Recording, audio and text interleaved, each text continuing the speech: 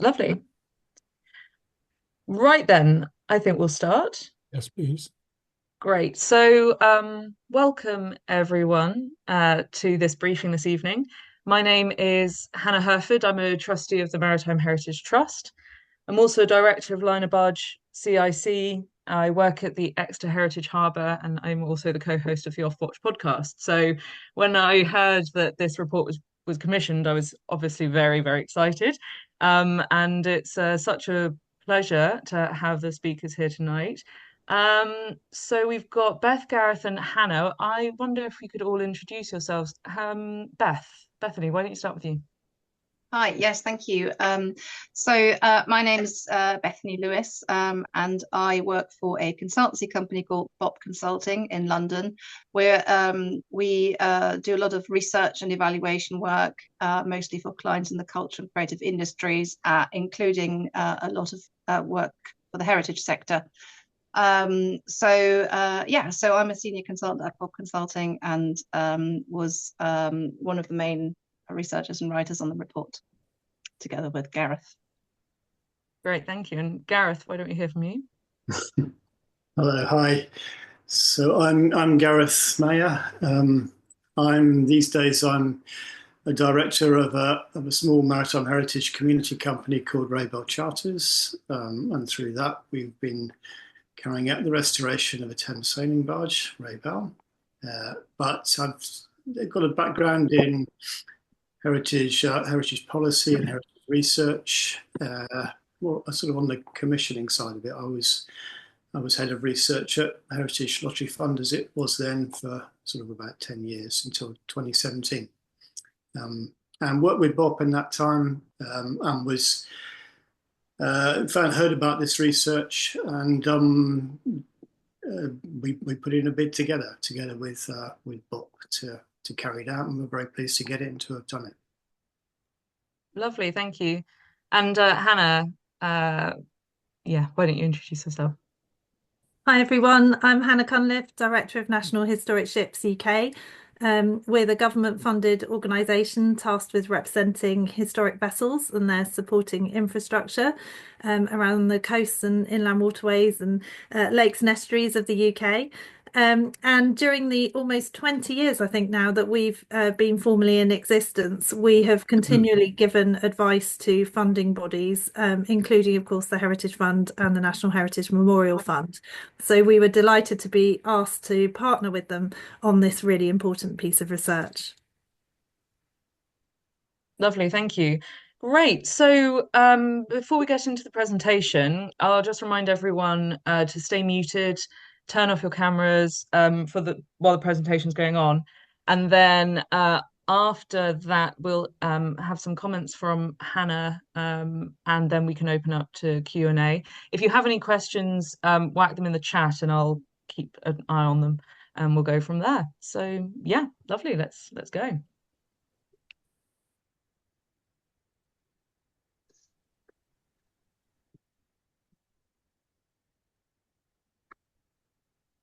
Great. So is it over to us then?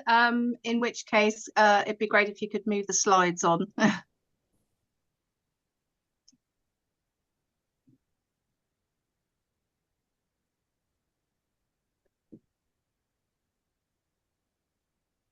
Everything all right, Henry? I think so. Just 1 second, please. No worries.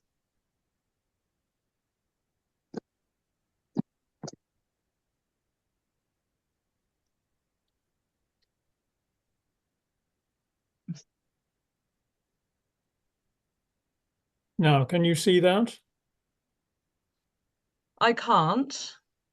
At the moment, we're still on the that. Okay, Hey, there we go. we're there. Great. Take it away, So, Bethany. Thank you. that's okay. So we've created some slides based on the report, which is also available on the website, but it's quite a lengthy report. So hopefully the slides will give you a good overview of the content. And obviously you can always go and read up a little bit more if you feel like it on the report itself.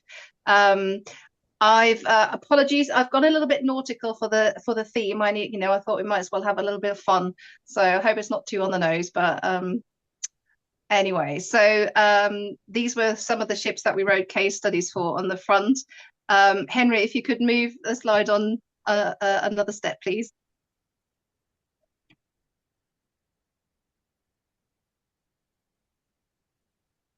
Great. So I thought we'd start with just giving you a quick overview over the project. So we were commissioned together with Raybell to undertake this research into the historic ship sector for the National Heritage Memorial Fund, together with the National Lottery Heritage Fund or the Heritage Fund, together with NHS UK. So Hannah was there for the duration and was a great support to us.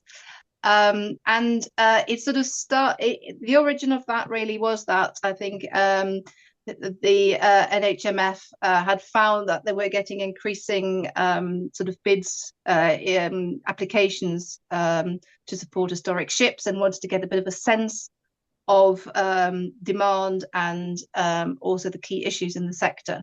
So the specific purpose for us then was to sort of understand the conditions and the needs within the sector, and then also develop some guidance and recommendations to help the funders respond to historic vessel applications in a sort of a bit more of a rational and systematic way. The primary focus for our research was application to the National Heritage Memorial Fund and the NHS UK's National Historic Fleet, which is about 197 historic vessels. So the four areas of focus for our research were, first of all, to understand the current shape of the sector, and in particular the NHF, understand current support structures to the sector, and also the sort of key challenges in terms of conservation and maintenance, and then to do a sort of create an assessment of future funding need and demand, and then based on all of that, create some recommendations for the NHMF, the Heritage Fund, and also for NHS UK.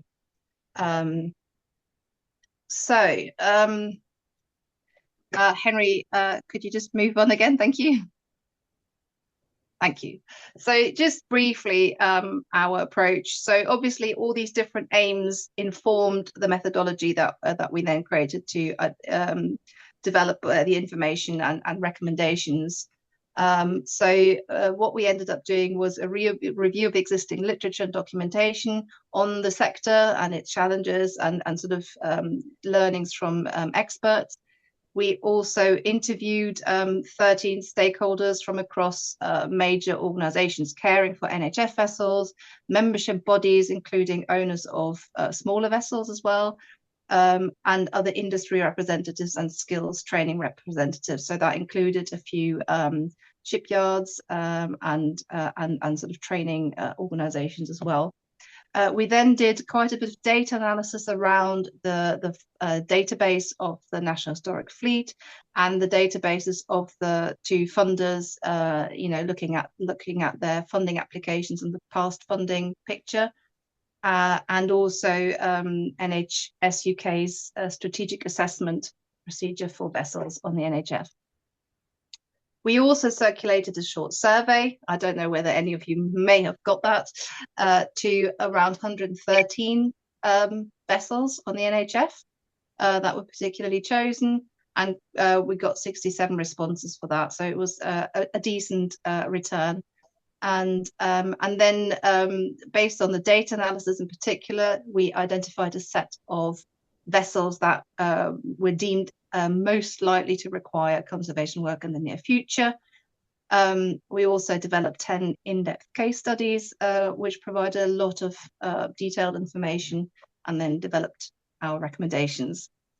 So that was our approach. And again, Henry, if you could move the slides on. Great, thank you. So I'll start sort of talking about our findings, and then I'll hand over to Gareth a bit further on. Yes, Henry, another slide on. Thank you. So in terms of the current shape of the sector, as I said, we focused on the National Historic Fleet. So that currently comprises of 197 vessels. The NHS UK is in the process of reviewing these vessels to understand their current shape, or how at risk they are, or how in what condition they are at the moment. Sorry. But that's the latest that we heard is that has been quite a sort of slow, ongoing process. They completed lifeboats, and I think mostly this is has been slowed down by resources. So, but it's an ongoing process. The current composition of the NHF, as we saw it, is well balanced across a number of factors, so including vessel function, vessel age, ownership type, and current use. There's a decent balance across the NHF. So for around almost 40% of vessels are, for example, owned by museum organisations, and then 44% are in operational use at the moment, and 40% in static display. So again, a decent balance there. 32 vessels, around 16%, are currently listed as under or in need of restoration. Just of the historic fleet alone, and of those, around 40% are owned by trusts, and you might find interesting that about 40% of those are cargo and fishing vessels. Just to give you a bit more detail of what we found. So we then looked at the current support structures that are available to the sector and to vessel owners to support conservation and maintenance. And I think the overriding message is, which you might not be surprised about, that historic vessels receive comparatively little national support, and that the support that is available from the NHMF and the Heritage Fund is seen as fairly invaluable to the sector, given that there aren't really many other funders out there that people can go to. Obviously, this is harder for private owners who can't apply to those funds. An issue, of course, is that funding opportunities often require significant existing internal capacity, both for the application and for the delivery. And that, of course, makes it particularly difficult for smaller organisations, or many organisations who are almost entirely volunteer run, as we found. And in that context, our research also found that there's been a sort of challenge of increased competition for funding for a variety of reasons, but one of those is that a sort of knock-on effect of the COVID pandemic, which meant that maintenance and conservation work was stalled. So there's quite a bit coming at the same time, resulting in higher competition. Henry, can we move on again? Thank you. Thank you. Right, so we were then asked to build more understanding around appropriate standards of conservation and maintenance. And our research showed that essentially the sort of golden standard of maintenance and conservation is widely acknowledged to be the Conserving Historic Vessel Guidance by NHS UK, which I imagine most of you are familiar with. So there is a sort of key document out there that is being used. However, feedback from the survey and from the people we spoke with in particular sort of identified a number of issues that affect these standards, or vessel owners' ability to adhere to these standards. So first of all, one thing that's sort of quite a big discussion we understood in the sector is a sort of clarity around vessels' end use and appropriate standards for static vessels in particular. So there was lots of discussion around appropriate conservation approaches for static vessels, preservation versus restoration versus reconstruction. That sort of debate, but also the sort of balance between, going for authentic conservation and the focus on the sort of historic significance of a vessel versus, its commercial viability and sort of factors like that.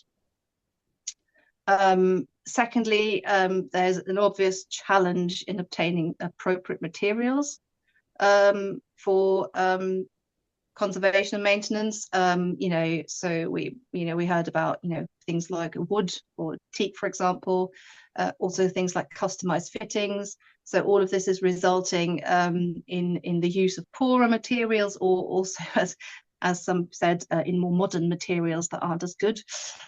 We heard, and are now being found to not work as well. So that was another challenge. People also mentioned the impact of existing and more recent regulations and contracting requirements on conservation standards, that being quite a big challenge.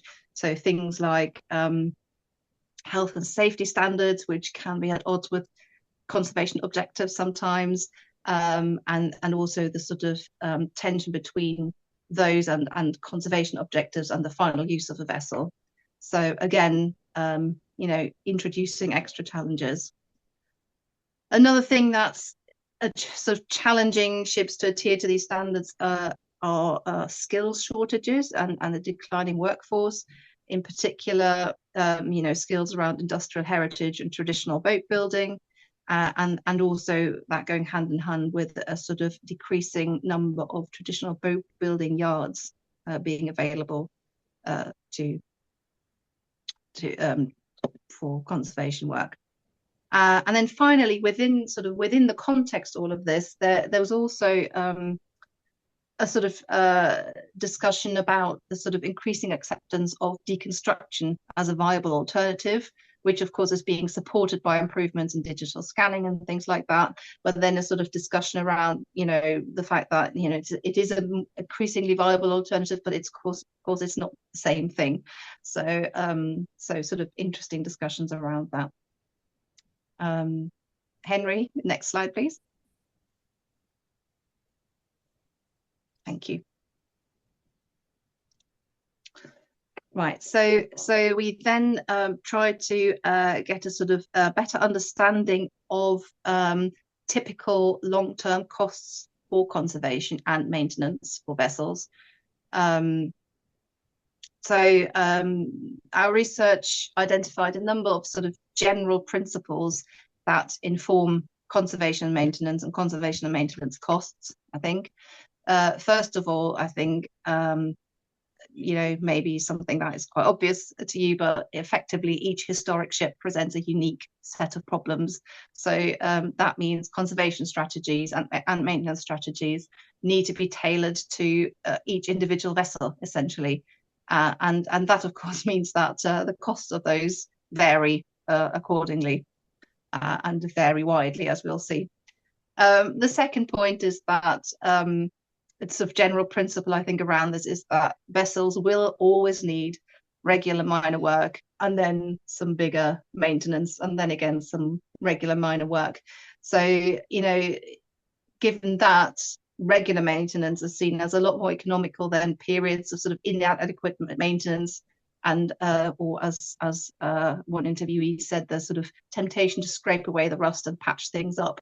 And that's sort of seen as unsustainable in the long run, but of course in the short run that's sometimes the best that can be done. And of course I think a general principle is high costs, so that means effectively that owners cannot always do what they know would be best for their vessel. And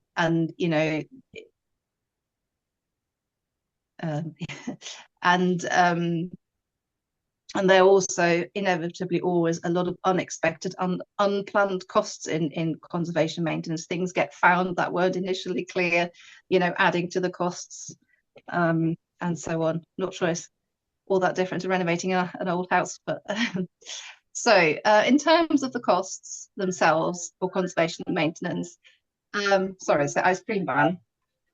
It's just off he goes.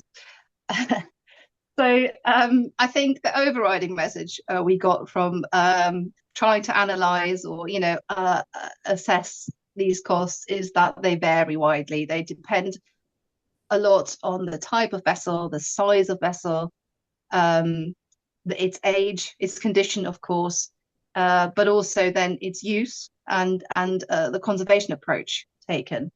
So referring back to the sort of conservation versus restoration, versus preservation, and so on.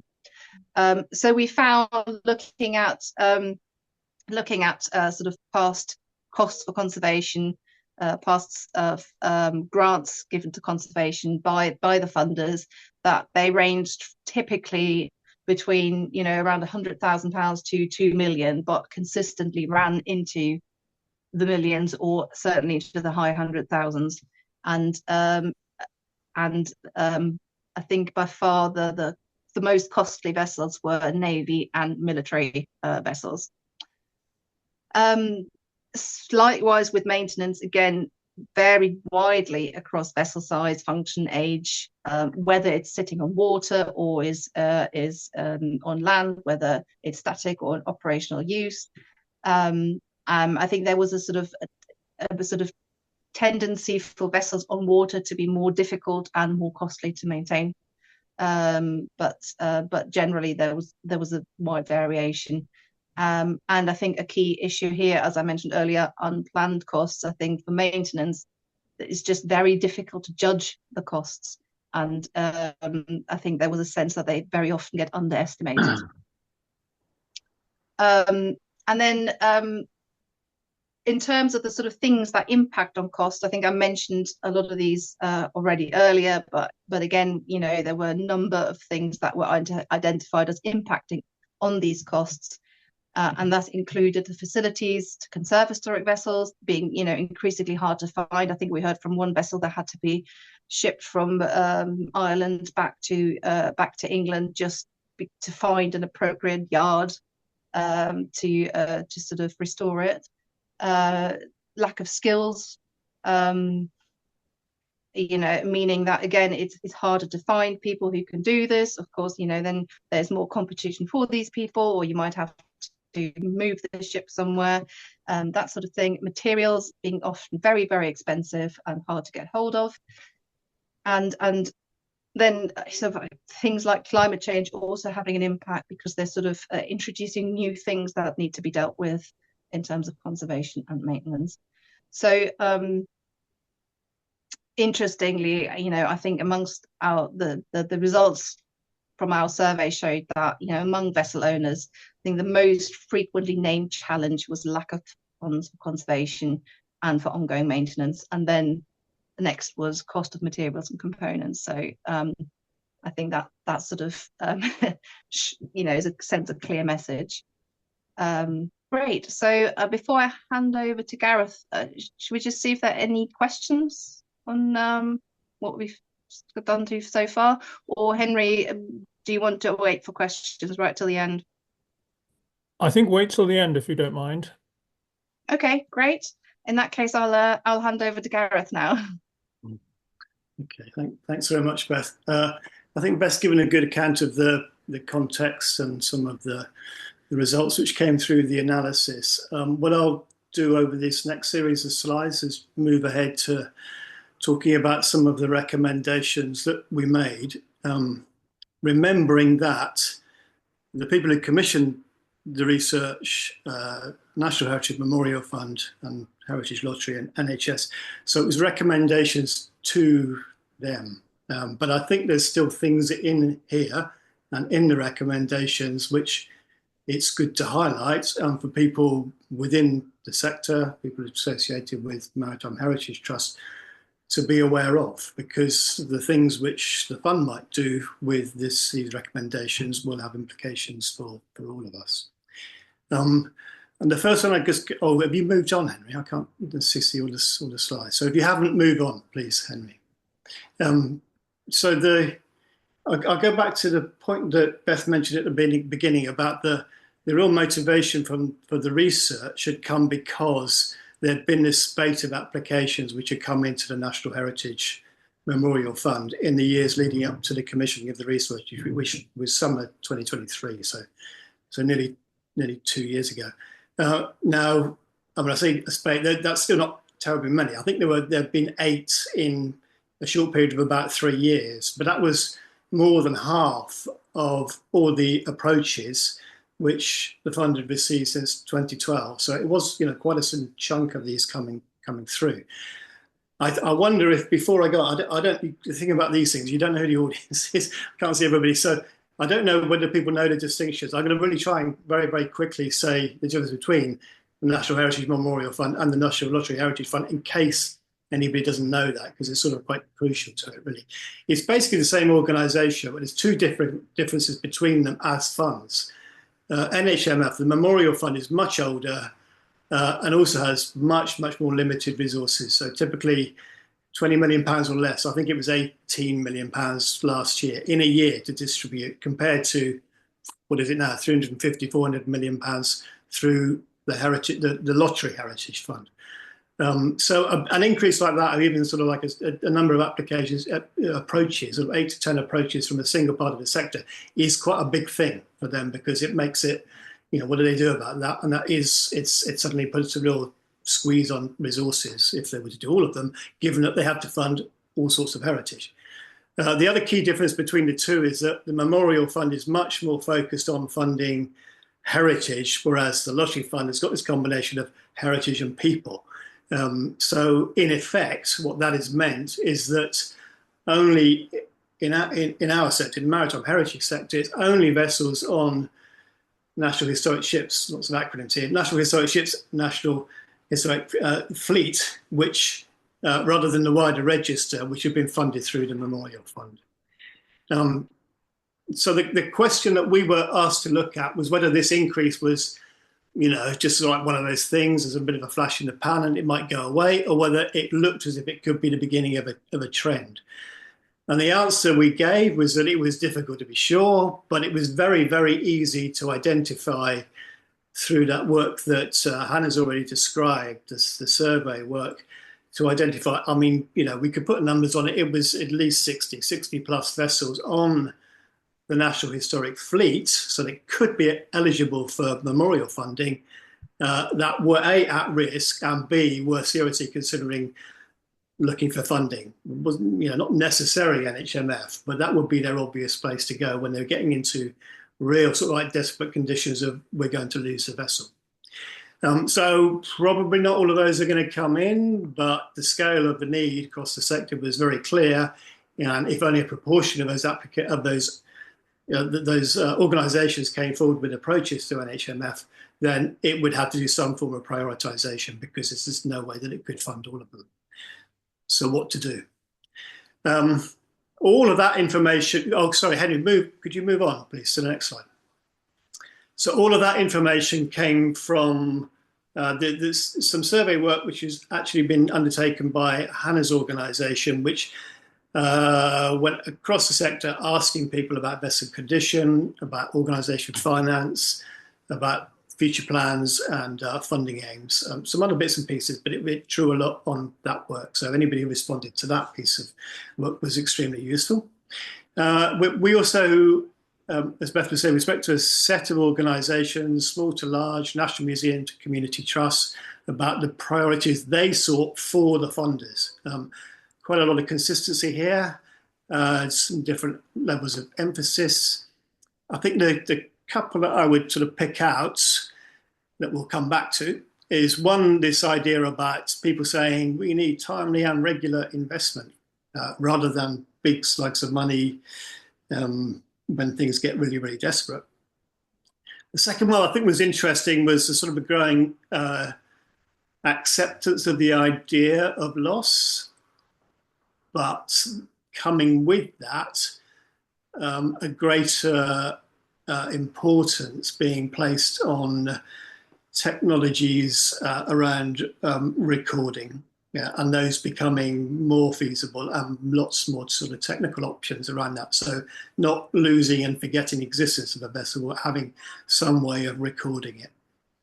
And then thirdly, I think there were some ideas which were around, we need to sort of like think of not just of vessels, but of the infrastructure of workplace and of skills, but also where vessels are from, maybe where they were built and their sort of relationship to those places, or where they traded, or what connections they have to towns and harbours and cities and rivers and seas. Next slide, please, Henry. I need to look at this one too.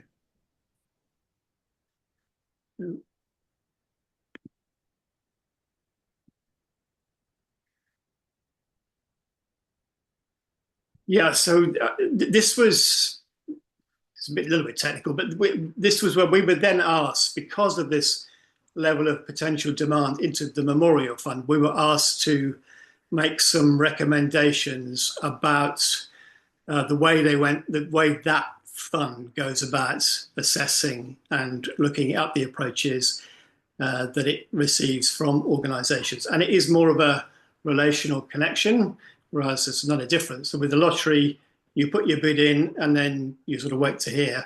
With the Memorial Fund, there's more of a sort of like a contact and a conversation, a discussion, which might then lead on to an application. So it's a different sort of process that people go through.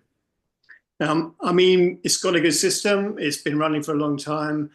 It has a very good way of going about and looking at applications when they come in. So we weren't going to change all of that. It's one which has to operate all across every type of heritage. You're not going to produce something just for one part of the heritage sector, or just for maritime, just for ships. But there's three things we really said. One was, and this sort of already does happen, but that the Memorial Fund needed to have a strong focus on stabilisation. So you're only going to go to the Memorial Fund when when there's danger of loss, basically. And so the role, given it's really, really very limited resources, the role of the Memorial Fund would be on stabilising a vessel. And then there could be this sort of like follow-on approach to the lottery fund, which would still be competitive, for full conservation costs. And that does happen quite a lot anyway. You know, it's a pattern where people will go in, get a small amount of money from the Memorial Fund just to sort of like stabilize, and then they'll look to a bigger lottery fund project after that. But that could be, you know, that could become standard, I suppose, is what we were suggesting. Then secondly, there was this sort of link about the point I made a moment ago about accepting loss. And at the moment, maybe changed, but at the time we did the research, Memorial funding wasn't really including disposal and recording amongst the things that it could fund. So we were saying that was worth looking at and thinking about doing. And then the third one, yeah, it was because there are sort of relatively few approaches in the course of a year. The danger we saw was that if those were looked at even really, really thoroughly, they were looked at in an ad hoc way as and when they came in, then over time, you might find that there was a tendency for, you know, an imbalance basically in that very well balanced set of vessels on the National Historic Fleet. So it wouldn't really be favouring, but you might find one type of vessel, one size of vessel, whatever it was, having received several grants through NHMF and other types of vessels not. So the fund needed to sort of like have a record of that, and it needed to sort of like check against it every now and then. And I suppose you could sort of like think of it as like a balancing criteria, or having in mind making sure that it kept a consistent support across the sector. So we thought that was important. Next slide, please, Henry.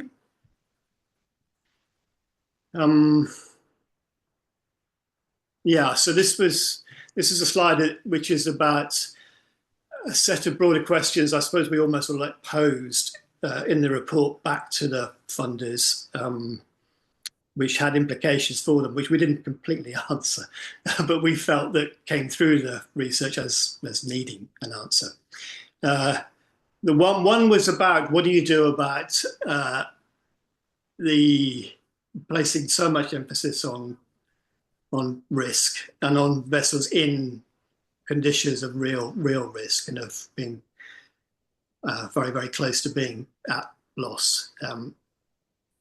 When everybody knows in the sector and all of the advice and all of the guidance would be about doing regular early interventions and work to avoid getting into a position of loss. And there is this sort of like sense, and it isn't completely unique to the maritime heritage sector, of things have to get really, really bad before you can go to the funder.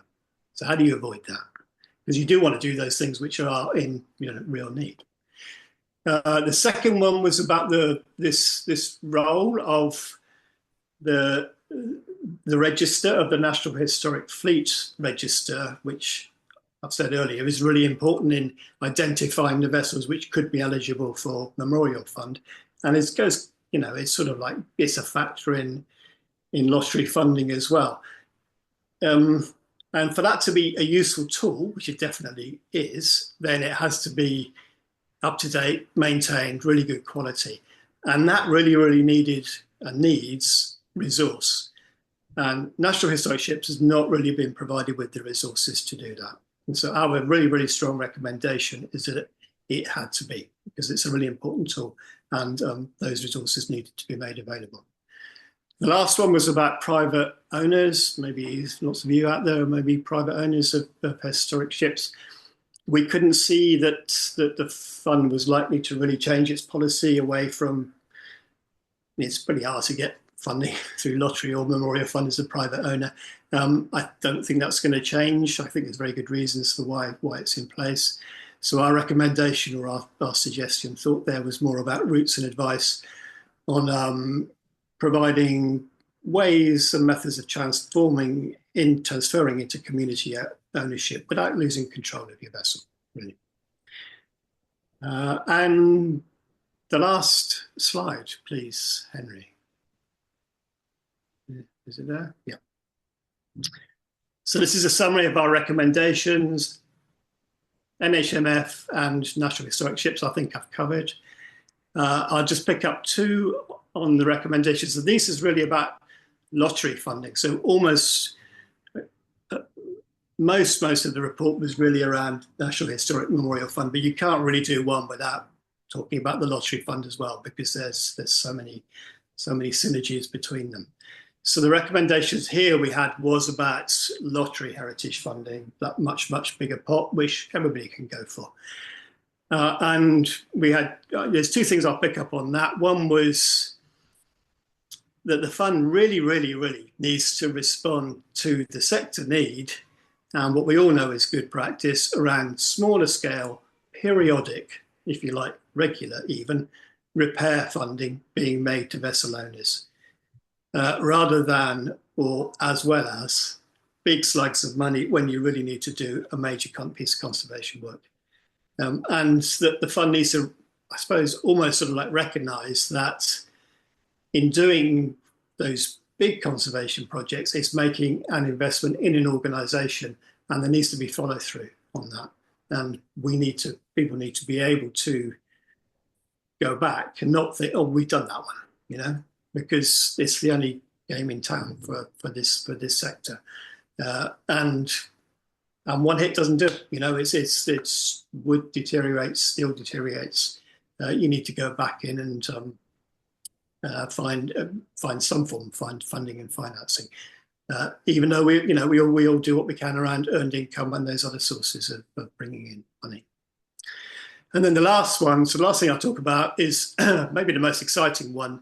And this is where we had the idea of a strategic intervention for the maritime heritage sector.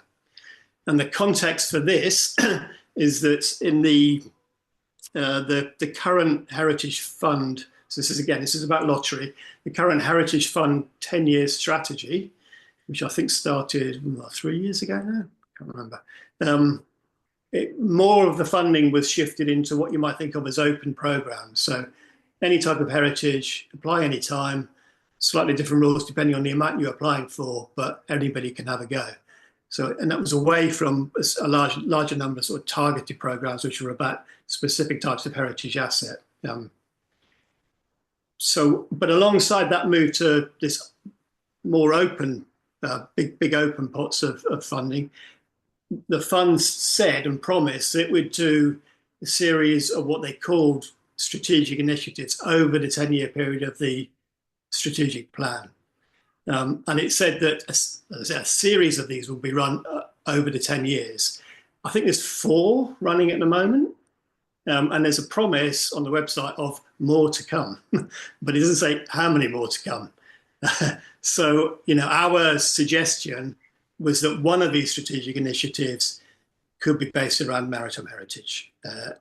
And then we linked that to some of the ideas that came through the consultation about workforce and about training and about place, links to place, links between vessels in place. So, a lot of you will immediately be thinking, well, that would really connect with existing initiatives like Heritage Harbours, Ship Shape Training Network, but provide dedicated funding from a lottery source on a much, much bigger scale. I have no idea where that's got to. I imagine there's lots of competition, and pretty much every part of the heritage sector is suggesting that there could be a strategic initiative for them. But it would be fantastic, and maybe Hannah knows more about it by this stage. That's me done. Great, thank you, Gareth. That's really interesting, and thank you, Bethany, as well. Yeah, let's go to Hannah. If you have any comments on any of this. Yeah, thanks very much, Hannah. Thank you, Gareth and Beth. It was really good to review the report today and look back at everything you pulled together during that time. I mean, I just wanted to say, first of all, that it was obviously a really exciting opportunity for us when the Heritage Fund and the Memorial Fund approached us and asked us to partner to put this research report together. And we were really keen to shine a spotlight on historic vessels and their potential need for prioritisation and investment. But also, we felt that tangibly what the report has produced for us is a really strong evidence base, because before that, we were kind of limited to any research that National Historic Ships could undertake within its relatively small budget in-house. And actually this opportunity to have consultants working over a period of time to produce a really strong report that goes into a lot of detail around the National Historic Fleet and the wider sector, I think is a really great outcome, because already we've been able to draw on that when we're giving advice to historic vessels that are looking for funding, and there's a whole swathe of material there that people can can really benefit from. So yeah, absolutely just wanted to encourage everyone in the audience to see it in that light, I suppose, and to really use it and quote it in any applications they're putting together. So also in terms of kind of what's happened since the report was written, or sort of immediate outcomes from it. So initially, obviously, it had to go internally within the fund and the Memorial Fund to their board for approval before publication. And there was a little bit of feedback that kind of came back as a result of those meetings. So it was my understanding that in terms of the National Heritage Memorial Fund recommendations around their kind of assessment processes, at the time that the report was published, they were actually undergoing an internal review themselves. So that kind of meant that there was no opportunity to review anything relating specifically to this report until those own internal processes had been finished. So it's something that I hope they will then be able to come back and look at again in due course. The Heritage Fund themselves had said that they were really keen to build on the report and encourage more applications from ships and boats through their main grants programs. And to do that, they really wanted to put together new case studies and new guidance to try and encourage people to see it as a fund that would work for historic vessels in their various forms, and also for some of their broader sort of placemaking programs, which maybe ships and boats don't necessarily see as applying to them. They wanted to try to layer some guidance so that we could really see how that could be relevant, and they were quite keen to work with National Historic Ships to put that material together. So I'm hoping there's going to be more coming through on that, and more material that people can then use to help them apply. What we've done at National Historic Ships since that time, we have made some good progress on some of the recommendations that relate to us specifically. So as Gareth and Bethany touched on, we have been doing some work on the registers review in-house. Obviously, the scale of the review, where we're looking at 2,000 vessels across the registers, means that the time scale for it, if we continue to do it in-house, will be years. And so it's very difficult, for that to be an effective tool when you're looking at how funding might be applied. So we really want to speed that up. We really want to find funding to help us, move that forward at pace. But at the moment, what we have done is to focus particularly on the service vessels as a first phase. And we have been reviewing the lifeboats, which Bethany touched on. So we've scored and assessed 157 lifeboats on the register. And as part of that, we've then made the first changes to the National Historic Fleet in over a decade. So we've seen some vessels that have gone off the fleet onto the register, and we've also seen some vessels being added to the fleet because they've been found to have enhanced status. And then, in fact, we've now moved on and we've looked at tugs as well. So we've now scored 104 tugs, and we'll be publishing a report on them this coming week. So keep an eye on our website, because there will be an outcome there, and you'll again see that some vessel changes are taking place on the fleet. So I think, it's a positive in the sense that people can see that the review is progressing, albeit slowly at the moment. There are changes to the fleet, and it's starting to be recognised as more of a fluid entity and more reflecting the current status and condition of the vessels that are on it. But as I said, we really do need more funding and resources to be able to move it forward quicker. And then finally, we've done an update on our own at-risk assessment, which again, Gareth mentioned, helps to provide background material for the report. We have done an annual survey of the National Historic Fleet so that we were able to produce an updated report that again is on our website, and I'll put some links in the chat in a minute. But we found that approximately 30% of the National Historic Fleet continue to be at risk and in need of monitoring, with 10% estimated currently at potential total loss. So those figures are roughly still in line with the figures that we had at the time the report was put together by Gareth and Bethany, although the total overall number of the fleet has now obviously slightly changed because of the work we've been doing with the registration review. So you can't have an exact comparison, but roughly 30% of the fleet is in that at-risk situation. And just as a little extra, I just wanted to mention that we've also done a piece of work updating the spreadsheet that we have on our website for other sources of funding. So there is, a really good list now available to people if they want to look more widely beyond the Heritage Fund and the Memorial Fund at funders that have been known to provide support to historic vessel projects at different levels and with different areas of focus. So again, I'll put that link into the chat in a minute in case people want to take a look at that spreadsheet afterwards. So yeah, I think overall some good progress internally, obviously hoping to continue working with the fund to be able to support ongoing support for the sector. And the final thing is that we've also started working on our own bid to the Heritage Fund, which I can't say a huge amount at the moment, and I'm sure people will understand that, but the focus of it will be resilience for us and for the sector, capacity building for us as an organisation, and funding within that bid to enable us to move forward with the Register's review. Good. That's great. Thank you, Hannah. That's really encouraging to hear kind of National Historic Ship's initial couple of years after the publication. That's really reassuring, I'm sure, for everyone here. Does anyone have any immediate questions for the panel to off the bat, or shall I crack on with some of my own? I will. Okay, I'll crack on. So first of all, something that kind of came up. Oh, okay, no, let's go with Carly. Go on, Yeah, Carly. so I'm so sorry. I couldn't get my hand up and Yeah, sometimes it's just not there, is it? Yeah, I was really interesting. Thank you very much so far.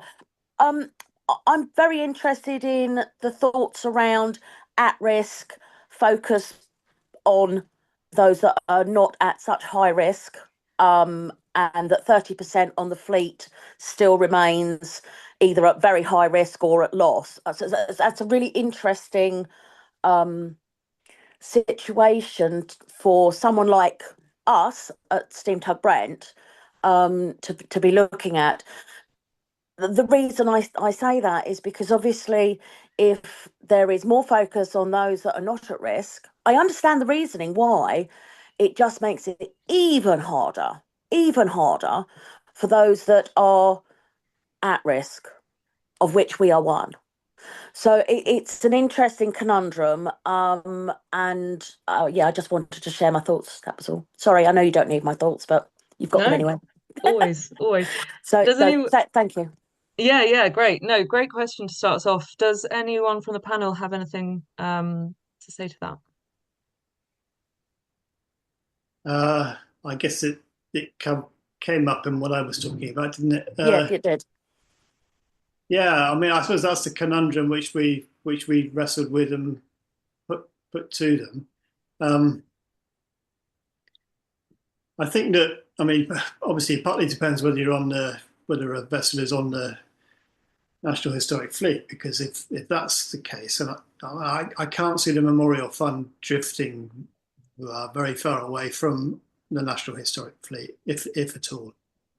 So if you're on that, then Which we are. there's a good route in.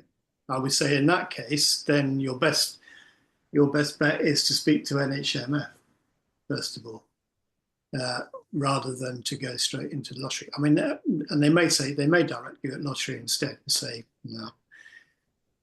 We've got too many approaches, or we've got other priorities at the moment. They don't have priorities, but it just depends what else is sort of like. They do call them approaches. What other approaches they are receiving? But I would say that first of all. And I think that, I mean, there's enough money in lottery fund. It's a big fund, you know. It is 350, 400 million pounds a year. I really can't believe it's beyond the possibilities for all types of heritage to do a mix of, you know, this is something which somebody's found and wants to rescue, and we really need to help them do that because they've got so much community buy-in. Alongside, we funded these things. You've got to remember, this is a fund which has been going since the mid-1990s now. So it's got this enormous legacy of things which it has funded already. And I don't think it can just sort of like walk away from them and say, we've done those.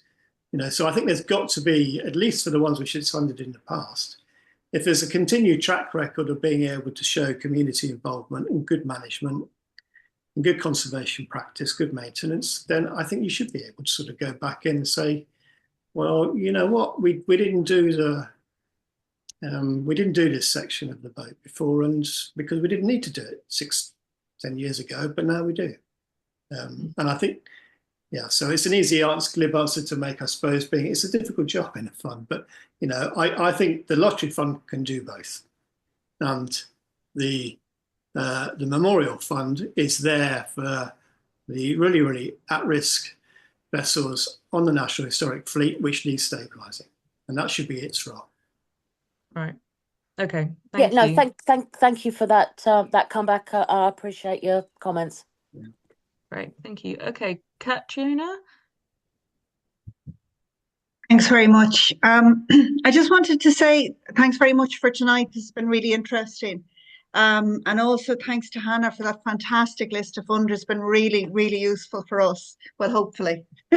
We found the people to ask. We'll see where that goes next. I had one question about the strategic focus, the 25 million potentially being focused on maritime. I don't think I quite understood. I know the strategic focus that has previously existed around place. Yeah. So is it the case that this would be something that would also be focused around place, around, say, heritage harbours? So picking a number that are viable across the country, or is that just not known yet? It's not known yet, and it was something which we were raising the flag and the idea of it really, and there's a lot of interest in place. I'm increasingly out of touch, but there used to be anyway, and the fact that that very first strategic initiative they did was a place focused, but even a couple of the other ones have got that flavour to them as well, because it just enables you to do a range of different projects, so you get a sort of combined impact. So I think it'd be great, but we sort of like, we put it up as a proposal and a discussion point, and it would need lobbying for probably. But there wasn't the only other one. It wasn't the only one we did. We did do one which was about workforce development and training as well. So we had these two ideas. And as I say, they were things which came through conversations with organisations and with the consultees that we spoke to in the research. They weren't completely just ideas of ours, but they're, like I said, they went into the fund, and I'm not. I don't know. I'm not connected with that sort of strategic thinking in the fund now, so I have no idea whether they're likely to go anywhere or not. But I think it's worth picking it up. I think it's worth saying, Definitely. what about this? And it would need more work. It would, need plenty of development work to actually happen. Yeah. Thanks very much. Lovely, thank you. And Richard's just messaged in the chat. So not completely sure how it works, but is it not the case that the Memorial Fund owns vessels after a major award for a period holding a lienal mortgage? They seem to make little of it, but could do, as it provides them an opportunity to proactively impact those struggling to make good on their promises. Did that come up in any of your research, Gareth or Bethany? Hannah, do you probably know that? Do you know that position? I wouldn't call it ownership, but you've dealt with individual cases, haven't you? I don't think. I don't know, and I wouldn't want to say on behalf of the fund. Actually, I think that might be a question to ask directly to the Memorial Fund. But I know that obviously with Heritage Fund bids, if you were to sell the ship on, if they've invested that money, then you want the objectives kind of follow through with the sale of the ship as well, don't they? So the grant will be in place for a certain length of time, and you'll be liable to meet those objectives within that time frame. But as for ownership of something they've invested in, I'm afraid I don't know the answer on that one. I don't think the Memorial Fund takes ownership. It wouldn't take ownership of a painting that you bought for a gallery. Can I come in there? Yeah, but if you've got Richard, Richard, tell us. Yeah. Well, I don't know any more than what I know from a couple of projects that have struggled, and it is simply that they have what they call mortgages on the future of the vessel, so for a period of time, something like 20 years in the case of a couple of major awards I know of here. The Memorial Fund, as opposed to the National Heritage Lottery Fund, that would have given the money, but it's the Memorial Fund that legally has the lien over the vessel. It just strikes me that in this conversation it's a difference between the two, the two grant bodies, and it's an opportunity for them to look at their interest in vessels in a different way than it would simply be if they are just giving.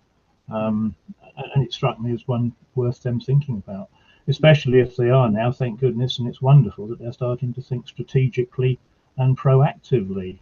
It's rather wonderful to hear that, especially what you said at the end about the potential 25 million for strategic projects, some of which hopefully would come through to us with advice, hopefully from Hannah and the Maritime Trust about how best to spend such things for the benefit of the whole sector. The only thing I'll say on that, just for if it helps for clarity, there's no such thing as an organisation called the National Lottery Heritage Fund or Heritage Fund for that matter. So there's only one actual organisation, that is the National Heritage Memorial Fund, but it was given the licence to do the distributing of the money received through the Lottery for Heritage projects. So those two pots of money are run very differently, but they're actually run by the same organisation. So if you've got a contract or mortgage, as you were speaking of, even if it had come through a lottery grant, your contract would be with the National Heritage Memorial Fund. So I don't know. I hope that helps a little bit. No, it's interesting. Thank you. Great, thank you. So we've got some comments in the chat going on. From Graham makes a very good point. What would be good is for a fund to be available to the larger vessels to cover the annual dry dock costs, as these tend to be the largest single expense and in essence affects future sustainability and survival. And I think it kind of goes back to the kind of constant dipping in of the pot sort of thing. I mean, we have to kind of acknowledge that the larger vessels that need like annual dry dock need that money kind of coming in a bit more constantly. And Mark says lottery funds are not granted. You have to spend the money up front, then draw it down from an award. This is another limitation to folks who are starting from scratch. Um, yeah. Yeah.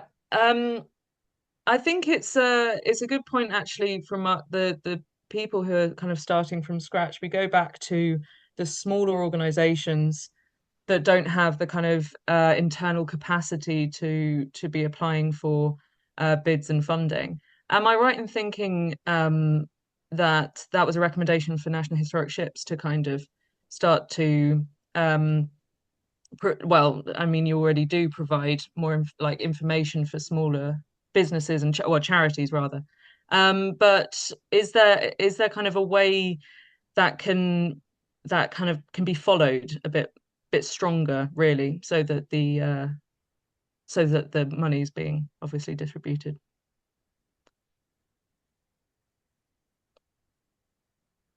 Sorry, is that a question for me, Hannah? Sorry, it is, yeah. I mean, I suppose it's sort of within our remit already to support people who are going for a funding bid. So we quite regularly will give one-to-one advice through online meetings or in-person visits, for example, and kind of help people at an early stage when they're putting a bid together.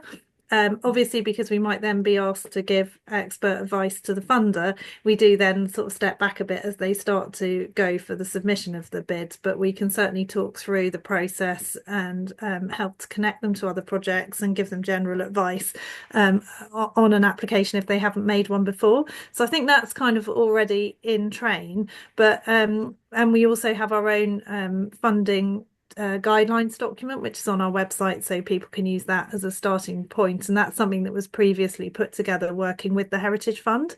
So I feel there are some sort of initial first steps, but I think obviously there's a lot more that could be done in terms of kind of guidance and case studies. I think people always benefit from, a case study so they can see how somebody else has done it and what kind of steps to go through. That's certainly something we're including as part of our funding application to the Heritage Fund. So we would be really keen to secure some grant aid to help us produce kind of case studies and more guidance material that we can have on our website. But as I also mentioned, I think the Heritage Fund is also looking to put additional guidance in place itself. So hopefully between the two of us, there will be more support available. But at the moment, it is kind of a watch this space situation. Yeah, no, understandable. Great, lovely. Does anyone have any other questions? I've got a point I'd like to make. Oh, I was quite drawn to the term loss and the fact that we might have to kind of come to terms more, perhaps within the sector, that some vessels are beyond repair, and that kind of how do we then transition into something else and we do the whole recording.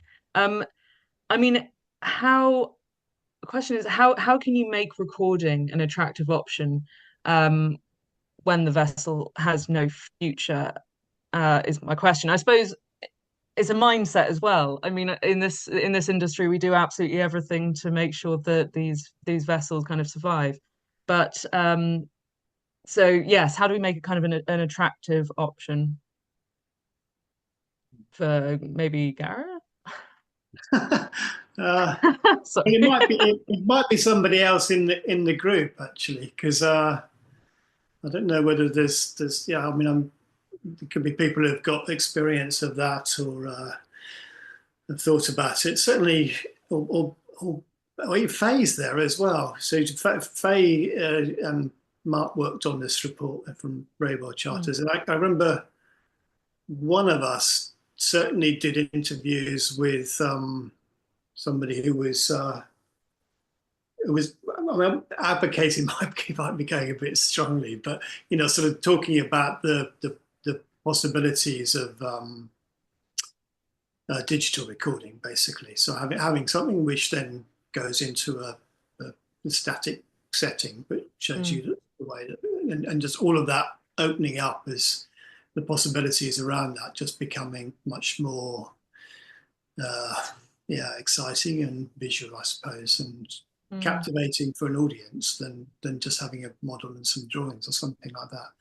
But that's I didn't do one of those interviews, so I don't know whether Beth or Faye or Mark did one. Mark's got his hand up. Yeah. I mean, what I would just say is I think there's also something to be said about, I mean, I think it's something that's emerging, and the technologies for it are becoming better and better. I was just doing an interview with someone who's been using photogrammetry to create 3D models of small vessels, and then creating a historic maritime app that you can use. So there's sort of exciting things coming. So I think there's probably a matter of creating case studies and things like that as well, just so that people can see what's actually possible now with those sorts of technologies. And then there's there's something around the skills to use those as well, and how to create something with them. So there are a lot of new options, I think. So maybe it's a case of creating examples and showcases. Yeah, great. Yeah, quite an exciting kind of different step. Yeah, I think we were quite different, surprised how it came through, through the research. Yeah. It was a bit of a surprising one for us. Yeah, I mean that's what it threw me, because we're all here just to keep going. But yeah, I mean it's just a different way, isn't it? It's just a different way. Yeah, I was just going to say. Sorry, I was just going to say, Hannah, on that one, if I may, I've put a couple of links again to our guidelines on recording and deconstructing historic vessels in the chat. But one thing that I've sort of particularly thought was that in terms of recording historic vessels, obviously it's really valuable anyway for people to have those digital scans as a baseline, so that they can plan the conservation of their vessels if they're able to keep them going, and if they're not, then obviously it's that recording element if the vessel itself doesn't survive. But in terms of going for funding for that, it also really ticks the box about reaching out to wider audiences and kind of inclusivity and access, because there is the potential to then obviously use that material that you've generated to allow kind of virtual access or education programs, etc. So I think it offers a different way to go in for funding, and that's something that's also really worth thinking about. Yeah, excellent, thank you. Yeah. And Jerry as well says maybe a subgroup to take that forward for impact assessment. I suppose that's with MHT, Jerry. But yes, it absolutely. And Hannah, you as you point out, you've already got the kind of the guidelines there for recording and deconstructing, and it's also just constant evaluation, isn't it, of how you're changing your vessel, because we inevitably are. Okay, great, thank you, Jerry. Yeah, it could be, but making technology available for the wider community. Yeah, okay. Does anyone have anything else to ask of our panel or comment on? Carly, your hand went up briefly, but Trevor, yours is up. Oh, Carly. On the recording and deconstruction, my ancient brain is not working entirely fully, but I do remember a presentation at Liverpool of the work that Liverpool had done on recording and deconstructing a vessel that was in their possession at one point, and I'm sure there's a case study that could be useful for people to look at. I think it ended up, the parts of the vessel ended up going somewhere into Ireland, but I can't remember all the details. I see Hannah is nodding, and perhaps she remembers more about it than I do from the look of it. But it just seemed that there are some examples. I put it in the chat for you, Trevor. It was Dewadden. That's the name. Yeah. Yeah, great. And yeah, so the case studies exist. It's useful, isn't it, to have them there? That's great. Carly, sorry. That's okay. No, I just wanted to come back. There was something in the chat, and you said something about the lottery and money, etc. Well, our experience of the lottery is that when you are awarded your money, and this was for a resilience grant, they give you 50% up front.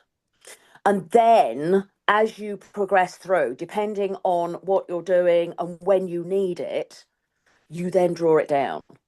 So you're never having to actually fund anything. So, if you've got 100,000, that's your award. You get 50 up front. You use your 50. You then, when you've used, you come up with an agreed time when you'll then go back to them. Everything is project planned, so you know when you're going to be wanting to draw down the next tranche of money. And provided you're using it correctly and you're providing them with, the confidence, we have not had a problem and it works very well. So I just want to share. Yeah, lovely. No, great. Thank you. Yeah. Just to comment on that, the experience I've had with the grant that we're working on, for in a different, quite different sector, the availability of the funds up front depends on the amount of the initial grant, and that will only work if the initial grant is less than 100,000. If it's more than 100,000, then you do, then it is paid in arrears. With a grant of less than 100,000, you can get half of it up front and the other half as you need it, as Carly was saying. Yeah. Okay. Yeah, and Graham on the chat says for larger grants this is not always the case, and you have to watch your cash flow carefully. Yes, you do. Working cash flow, managing your project is key to being successful and not getting yourself into financial stickiness. Yeah. Financial stickiness. I like that. Yeah, that's not what we want. No, we don't. No. Great. Okay, thank you. Katrina, I'll just look at the time. Maybe we make this the last one, actually. Katrina, I'll take the question because it might be slightly off topic. So I'll let somebody else finish up and I'll ask it in a different forum. Okay, yeah, are you sure? Has anyone else got anything to say on any of this? All good. Okay. So I think we're there then. If everyone's, the chat's popping off. Okay, let's leave it there. Really nice to see you all. Thank you so much to our panel. The slides will be coming to you after the session. Thank you very much to Henry for doing all of the IT as well. And I think this has been a really, really interesting evening. So I hope it's been useful for everyone. And yeah, I think we'll hopefully reconvene at another point. Thank you very much. Thank you. Thank you to all. Bye. Bye. Bye. Bye. Thank you, Hannah. Bye-bye. Bye. Thanks.